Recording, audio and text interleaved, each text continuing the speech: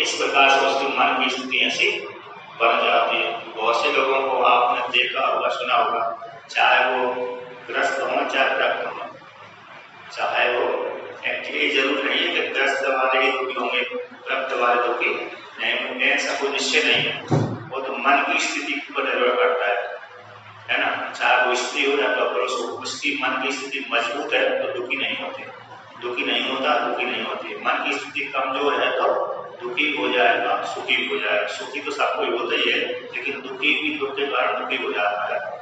तो जिसने वेदांत का श्रवण किया, अच्छी निष्ठापूर्वक श्रवण किया, तो ऐसा व्यक्ति कष्ट के आने पर भी दुखी विचलित नहीं होता।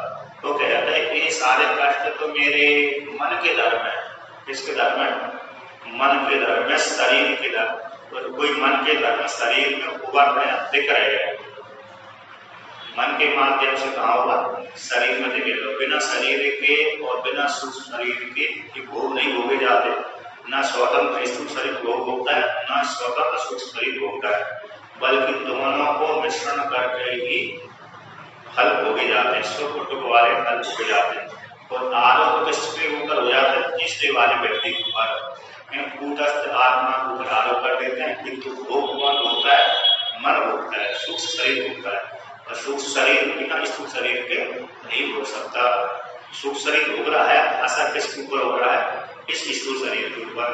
तो मन दुखी हो गया तो चेहरे के ऊपर असर पड़ जाता है। अमुक व्यक्ति का चेहरा झुर्रा रहा है, कुमला रहा है, खिल नहीं रहा, तो देखना तो समझ लेना चाहिए इसके मन में दुख ही चल रहा है अभी। जब व्यक्ति का चेहरा खिलासा हुआ, प्रसन्नता से है, तो जान लेना चाहिए अमुक व्यक्ति सुखी सा है, सुखी है। तो इसलिए मन भोग तो मन में ही होते हैं, भोग किसमें होते हैं? मन में ही होते हैं, किंतु उस स्थूल शरीर की वजह नहीं होते, इसलिए व्यक्ति स्थूल शरीर में हो जाती है। तो इस प्रकार से तो यहाँ पर कहते हैं जो ज्ञानी होता है वो अपने में आने वाले सुख अथवा दुख को अपने में आरोप नहीं करता, आत्मा में आरोप नहीं करता, बल्कि किस में आरोप करता है? शरीर में और अंतःकरण में आरोप कर देता है। ये तो शरीर के धर्म है, मन के धर्म है। यदि मन में ये सुख हो रहा है, मन में तो हो रहा, मैं तो एकदम आप साक्षी देख रहा हूँ, देखने वाला दृष्टा हूँ। इस प्रकार से वो जानता है, इसलिए वो कभी सुखी से सुखी नहीं होता ज्ञानी, और दुखी से वो दुखी नहीं होता। सुख से भी वो बंधन वाला नहीं होता, तो दुख से भी वो तड़पता नहीं है। किसी सुख में भी सम रहता है, दुख में भी वो सम रहता है। कौन रहता है? जिसने अच्छी प्रकार से निष्ठा पूर्वक, तात्पर्य पूर्वक वेदांत का श्रवण किया है। चाहे वो व्रत हो, चाहे ग्रस्त हो, चाहे स्त्री हो, चाहे वो पुरुष हो, कोई भी हो, लेकिन जिसने अच्छी प्रकार से वेदांत का श्रवण किया, निष्ठा पूर्वक किया, ऐसे उस व्यक्ति को कष्ट आने पर दुखी हो, संतप्त विचलित नहीं होता। इस प्रकार से यहाँ पर कुछ यमराज जी नचिकेता की प्रशंसा करते हैं और अब उस आत्मा के विषय में वर्णन करते हैं कि आत्मा ऐसी है। तम दुर्घर्षम गुणम अनुप्रविष्टम वाहितम वरिष्ठम पुराणम अध्यात्म योगादिगमेन देवम मत्वा धीरो हर्ष शोकौ जहाति। तो यहाँ पर नचिकेता से यमराज जी कहते हैं कि जो आत्मा है, जिस आत्मा की प्राप्ति के लिए बड़े बड़े साधु, बड़े बड़े राजा महाराजा, स्त्री पुरुष, भगवान आदि प्रयत्न करते हैं, क्योंकि आपने देवताओं के विषय में श्रवण किया होगा कि देवता भी परमात्मा की प्राप्ति के लिए किसी न किसी ऋषि के पास में, किसी न किसी बड़े देवता के पास में जाते हैं। प्रसंग आप सुनते रहे होंगे, उपनिषद में आता है, छांदोग्य उपनिषद में आता है, प्रश्नोपनिषद में आता है, अन्य उपनिषदों में आता है कि देवता भी उस आत्म तत्व को जानने के लिए कभी ऋषियों के पास में जाते हैं और कभी ब्रह्मा जी के पास में, विष्णु भगवान के पास में, शिव जी के पास में जाते रहते हैं। और ऋषि मुनि तो जाते ही रहते हैं, ऋषि मुनि अन्य अपने से श्रेष्ठ ऋषि मुनि के पास जाते रहते हैं। और राजा आदि भी अपने से जो जानकार है, पहले चाहे वो पास में चले जाते हैं। तो राजा भी ऋषि मुनियों के पास में, भगवान के पास में ज्ञान प्राप्ति के लिए जाते रहते हैं। वो सामान्य स्त्री पुरुष भी यदि संयोगवश उनको प्राप्त पास में पड़ोसी में कोई ऋषि मुनि मिल गया तो उसके पास चले जाते हैं। नहीं मिले तो जो भी पास में साधु ब्राह्मण आदि रहते हैं, ज्ञानी रहते हैं, उनके पास में चले जाते हैं। फिर वो प्राप्त कर लेते हैं उस तत्व को। तो जिनको जिज्ञासा है और जिज्ञासा होने के पश्चात वो सामग्री उपलब्ध है और आचार्य रूप सामग्री, तो जिज्ञासु व्यक्ति उस सामग्री को प्राप्त कर लेता है, आचार्य के पास चला जाता है और आचार्य के पास में जाकर के उस तत्व को सुन करके प्राप्त कर लेता है। ऐसा जो तत्व है कहते हैं उस तत्व को ऐसा दुर्दर्शन बड़ा जानने के लिए कठिन है। क्यों कठिन है? कि आत्मा इसलिए जानने के लिए कठिन है कि हमारे जन्म से लेकर के जब तक बड़े हुए तब तक हमारे मन में हमारे संस्कार इतने बलिष्ठ हो जाते हैं कि ये कमाना चाहिए, वो कमाना चाहिए, धन कमाना चाहिए, सुख के लिए इतना संपत्ति इकट्ठी करना चाहिए, अमुक लड़का के विवाह करना चाहिए, अमुक लड़की का विवाह करना चाहिए, अमुक के लिए इस प्रकार से काम करना चाहिए इत्यादि कामना। जितनी संपत्ति हमने कमा ली, पड़ोसी व्यक्ति ने हमसे दुगना कितना कमा लिया है, उसके समान हमको होना है अथवा उससे अधिक निकलना है। ये मन में कामना व्यक्ति की बैठी रहती है, जब से वो संभालता है तब से कामना उसके मन में रहती है। इसी हेतु उसी कामना के कारण वो उसका चिंतन चलता रहता है। ऐसे व्यक्ति के मन में फिर वो आत्मा उसके लिए बड़ी दुर्दर्श होती है, बड़ी कठिनाई से जानी जाती है। अब जिस व्यक्ति के मन में सारी कामना समाप्त हो गई उसके लिए आत्मा तो जल्दी ही समझ में जाती, जान ली जाती है। और कहते हैं इसी जन्म का संस्कार हमारी आत्मा नहीं मन में नहीं बैठा, अनेक जन्मों से हमारी इसी प्रकार की कामना आ रही है। धन कमाओ, वो कमा कर भोग करो, भोग करके फिर पुनः यदि नष्ट हो गए फिर कमाओ, है ना। इस लोक की प्राप्ति के लिए धन कमाओ, उस लोक की प्राप्ति के लिए धन कमाओ, उस लोक में जाने के लिए पुण्य अर्जन करो, उस लोक में जाने के लिए पुण्य अर्जन करो, यश के लिए इस प्रकार से दान पुण्य करो। तो इस प्रकार की कामना अनेक जन्मों से लगी आ रही है। वो कामना वर्तमान शरीर में भी पुष्ट होती रहती है, समाज को देख करके, अन्न को देख करके। इसलिए उससे शरीर, उससे व्यक्ति के मन में जो अनेक कामना आ रही है, इसी हेतु से उस शरीर के भीतर, हृदय के भीतर बुद्धि रूप गुहा के भीतर आत्मा बैठी हुई है। उस आत्मा को जानने के लिए साधक को बड़ी कठिनाई प्राप्त होती है। जो दर्शन इसलिए दुख पूर्वक उसका दर्शन होता है, इसका आत्मा का, क्योंकि इसके मन में भयंकर वासना भरी हुई है। वह कहते हैं गूढ़ छुपी हुई है आत्मा। कहाँ पर छुपी है? इसी शरीर में ही छुपी हुई है आत्मा। ऐसी आत्मा अनुप्रविष्टम अनेन जीवेन अनुप्रविश्य नाम रूपे व्याकरवाणी। ये श्रुति कहते है परमात्मा जीव रूप से इस शरीर के भीतर प्रवेश किया हुआ है, नाम रूप के द्वारा उसकी व्यक्ति हो जाती है। अमुक का नाम देवदत्त है, अमुक का नाम यज्ञदत्त है, अमुक देवदत्त गोरा है, अमुक देवदत्त काला है, एक गोरा है एक काला है। इसलिए इस नाम के द्वारा परमात्मा जाना जाता है। तो इस प्रकार से ये शरीर में प्रवेश किया हुआ है। कहते हैं कहाँ पर रहता है परमात्मा? कोई निवास स्थान होगा, जैसे भगवान विष्णु वैकुंठ में रहते हैं, शिव जी कैलाश पर्वत पर रहते हैं, और ब्रह्मा जी ब्रह्मलोक में रहते हैं, देवी मणिपुर में रहती है, इंद्र देवता स्वर्ग में रहता है, यमराज जी यमलोक में रहते हैं। तो आत्मा भी कहीं ना कहीं रहती होगी, उसका कोई लोक विशेष होगा। कहते हैं वह आत्मा हृदय में रहती है, और अब हमारे हृदय में रहती है। गुहा एकदम बुद्धि रूप जो गुहा है, बुद्धि को गुहा बोलते हैं। गुफा जैसे पत्थर के बीच में जो सुरंग रहती है उसको गुफा बोलते हैं। और वहाँ पर कोई भी व्यक्ति जाकर बैठ सकता है, रह सकता है। शेर, भालू, चीता आदि जानवर, पशु पक्षी उसमें निवास करते हैं। उसी प्रकार से आत्मा का निवास स्थान कहाँ है? कहते हैं सभी प्राणियों की बुद्धि रूप गुफा में उस आत्मा का निवास है। अर्थात आत्मा इसी हृदय में उपलब्ध होती है। आत्मा की प्राप्ति होती है तो कहाँ होती है? हमारे बुद्धि में ही उसकी प्राप्ति होती है।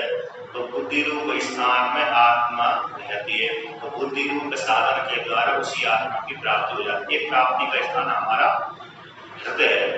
अब हृदय मतलब दाएं तरफ नहीं, बाएं तरफ नहीं, दाएं बाएं तरफ नहीं है। शास्त्र के अनुसार हृदय है ना,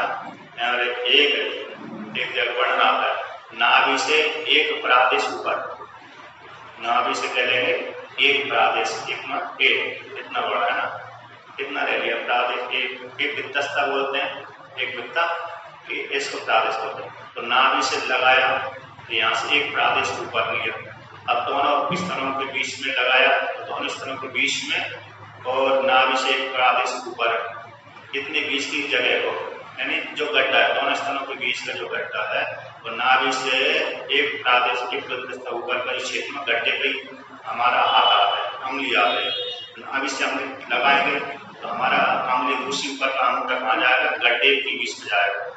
तो वहां पर ही ये आत्मा निवास करती है। ऐसा योग सूत्र में ब्रह्मवेद का लोग आत्मा का जब चिंतन करते हैं तब दोनों स्तनों के बीच में और नाभि से एक प्रादेश ऊपर के क्षेत्र में ही आत्मा का चिंतन करते हैं। आपने गीता प्रेस की पुस्तक देखी होगी, तो गीता प्रेस की पुस्तक में वहां पर एक साधु पर, एक ब्राह्मण अपना साधु का फोटो बनाते हैं, तो उसमें फोटो बना करके वहां पर दोनों स्तनों के बीच में एक प्रकाश दिखलाते हैं, तो वहां पर ओमकार का चिंतन अपने स्वरूप को दिखलाते हैं। उस प्रकार से तो वो कैंसर निर्णय योग सूत्र में इसका वर्णन आता है। इस प्रकार से ब्रह्मवेत्ता लोग, ध्यान योगी लोग इस प्रकार से यहाँ पर चिंतन करते हैं, यानी इस गड्ढे में बीच में ही आत्मा का चिंतन करते हैं।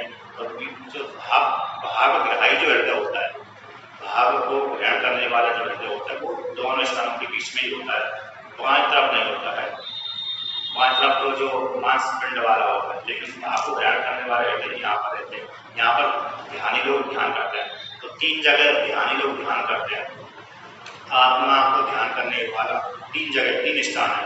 एक तो ये गड्ढा वाला हृदय, मतलब दोनों स्थानों के बीच का स्थान है, यहाँ पर ध्यान करते हैं। दूसरा यहाँ पर ध्यान करते हैं आकर्षक, तीसरा यहाँ पर ध्यान करते हैं सहस्रार। आपने देखा होगा जो 1 वर्ष का बालक होता है, 1 वर्ष के बालक में टप टपी चलती रहती, टप टप चल रहे तो गड्ढा सा बना रहता है। यदि उस 1 वर्ष के बालक में यदि जोर से अंगुली घुस देंगे, उसके प्राण वहीं से निकल जाएंगे जोर से। हम लोगों क्या होता है, बड़ा हो जाने के पश्चात खोपड़ी कैसे मजबूत हो जाती है, वजन रखते रखते हड्डी मजबूत हो जाती है।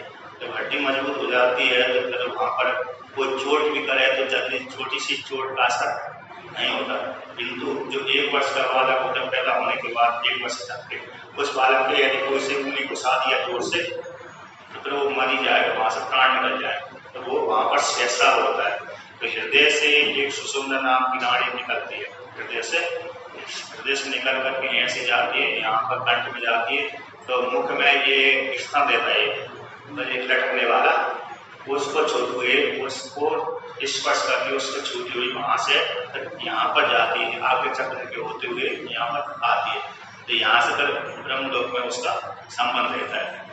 तो योगी लोग जब प्राण का उत्क्रमण करते हैं तो यहाँ से प्राण को निकालते हैं, सीधा यहाँ पर ले जाते, ऊपर ले जाकर ये इस मार्ग से ऊपर जाते गमन करते हैं जो योगी होते हैं।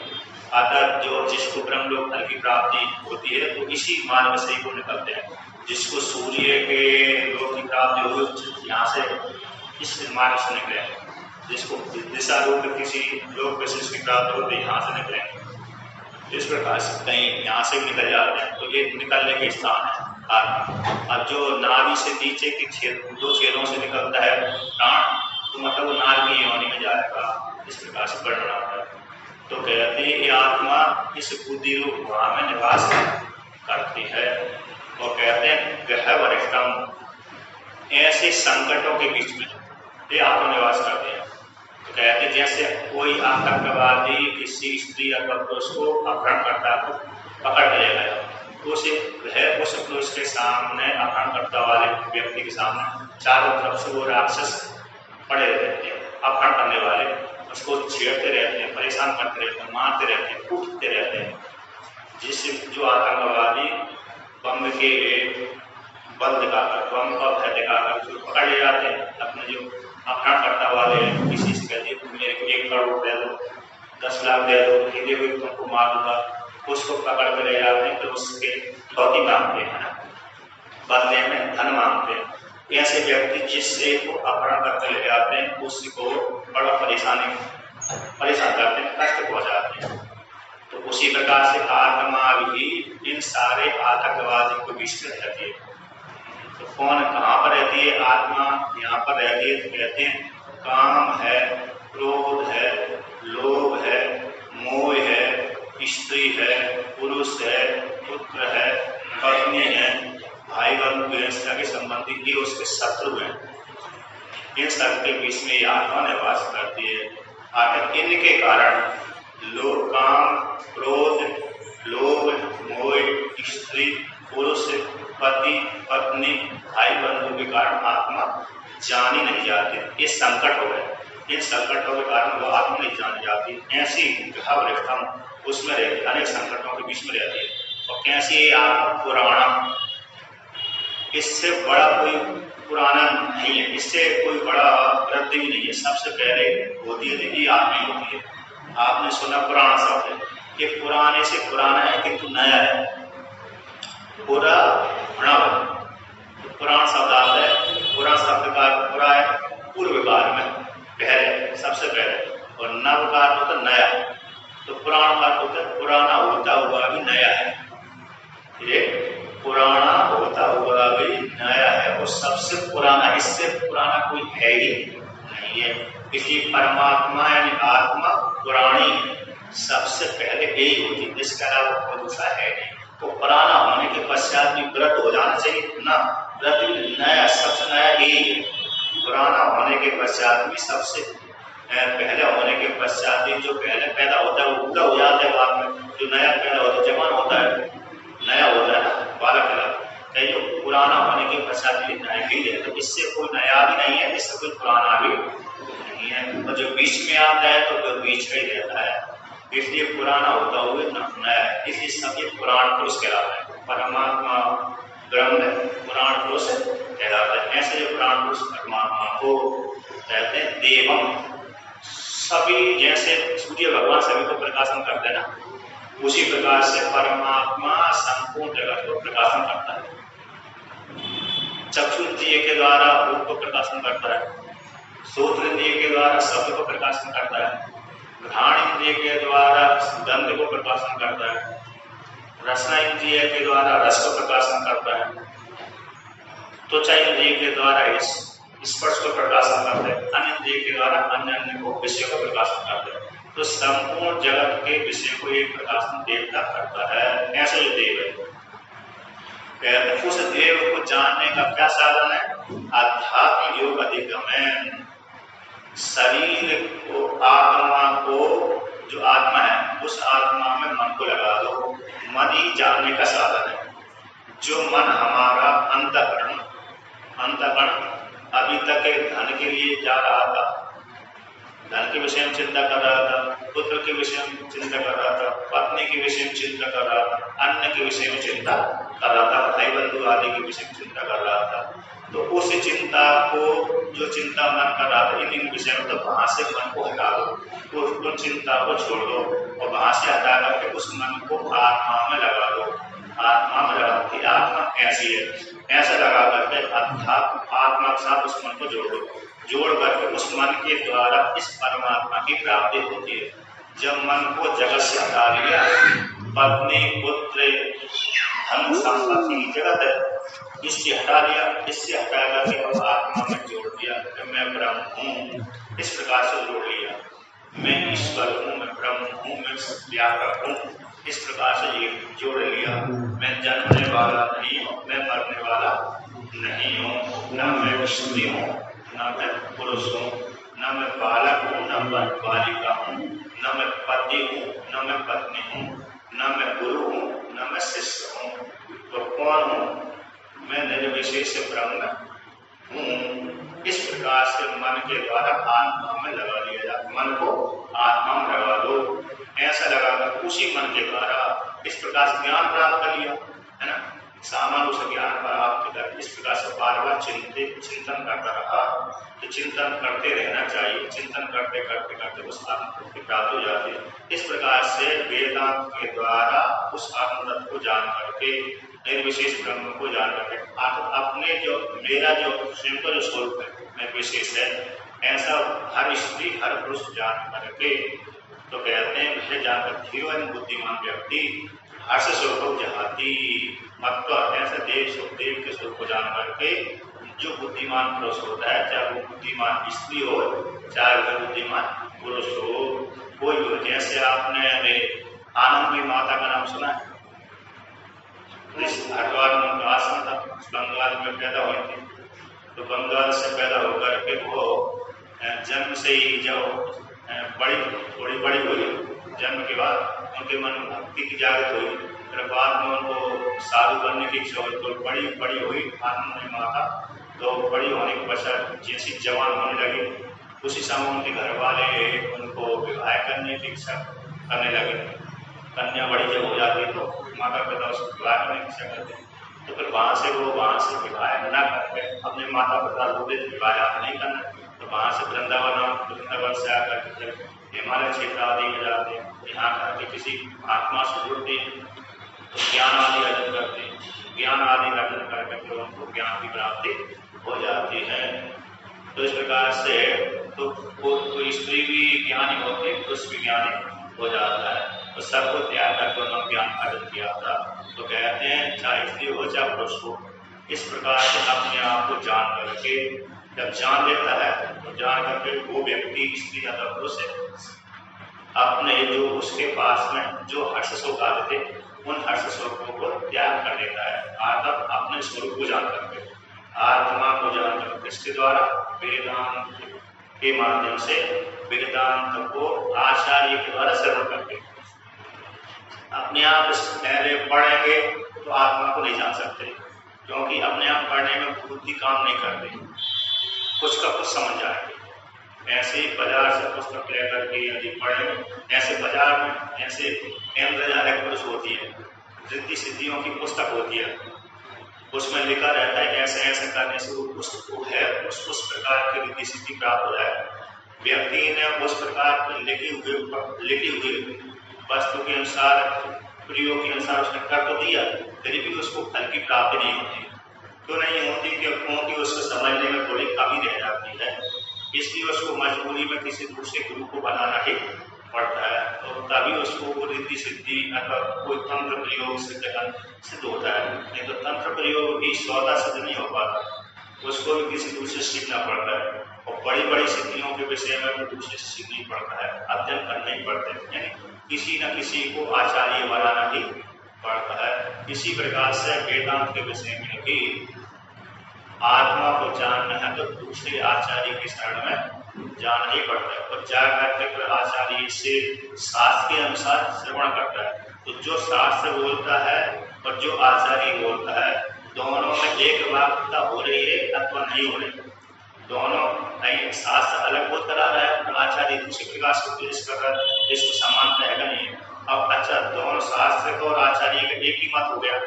अब जो मेरी अनुभूति और शास्त्र की अनुभूति में भिन्नता आ रही है कि नहीं आ रही, देखा भिन्नता आ रही है तो गलत हो रहा है।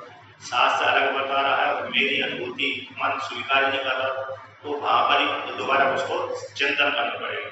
जब देखा कि शास्त्र ने जो बताया और आचार्य ने जो बताया, तो मेरा मन भी उसी प्रकार से स्वीकार कर रहा है, उसको बोल दिया तर्क, उसको बोल दिया मनन।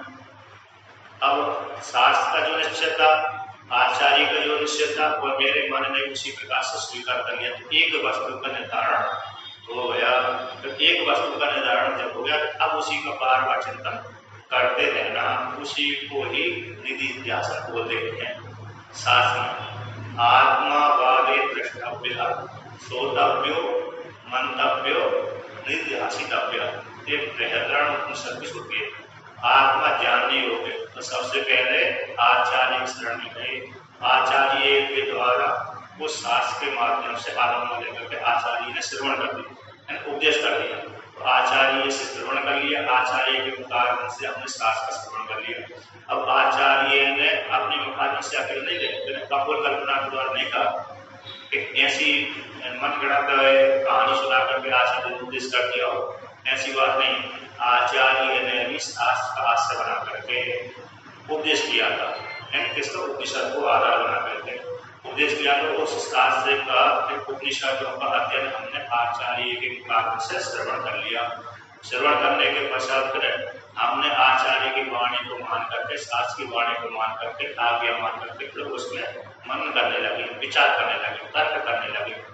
उसी को तर्क भी बोलते हैं, उसी को मनन बोलते हैं, उसी को विचार बोलते हैं। तो विचार करने लगे, मनन करने लगे, तर्क करने लगे कि ऐसे कैसे हो सकता है, ऐसे क्यों नहीं हो सकता, ऐसा क्यों हो सकता है। इस प्रकार से कल्पना करने लगे। तो विचार करते करते फिर हमको निश्चय हो गया, हाँ जो आचार्य ने बोला था, जो शास्त्र ने बोला है, और वही वस्तु को हमारा मन स्वीकार कर रहा है।